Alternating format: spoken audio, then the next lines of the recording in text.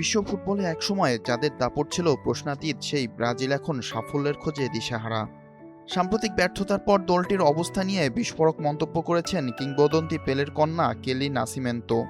তার দাবি, দুর্নীতির কারণে ধ্বংস হয়ে গিয়েছে ব্রাজিলের ফুটবল কাঠামো।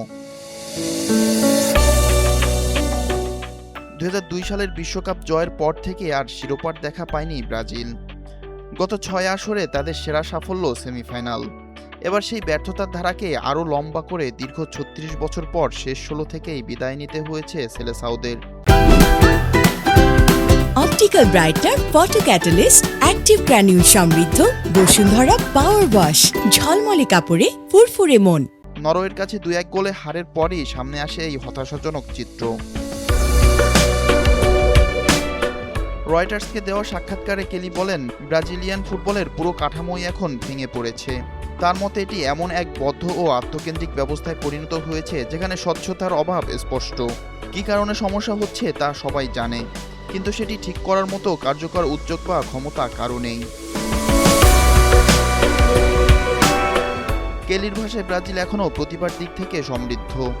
নিয়মিতই বিশ্বমানের ফুটবলার উঠে আসছে দেশটি থেকে, কিন্তু আন্তর্জাতিক পর্যায়ে সেই প্রতিভার সঠিক ব্যবহার হচ্ছে না।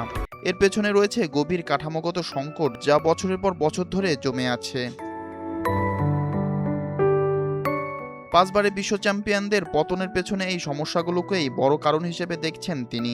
2002 সালের পর থেকে প্রতিবারই শিরোপার আশা নিয়ে বিশ্বকাপে অংশ নিলেও শেষ পর্যন্ত হতাশা সঙ্গী হয়েছে ব্রাজিলের।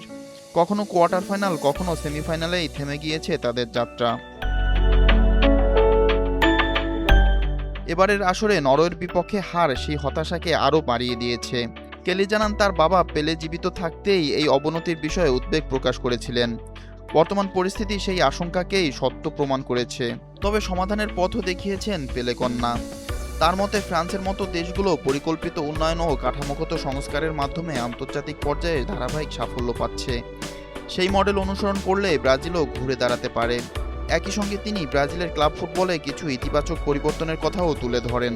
তার মতে স্বচ্ছতা ও জবাবদিহিতা বাড়ানোর মাধ্যমে দীর্ঘমেয়াদে উন্নতির পথ তৈরি করা সম্ভব। বিপ্লব শেখ, NTV অনলাইন।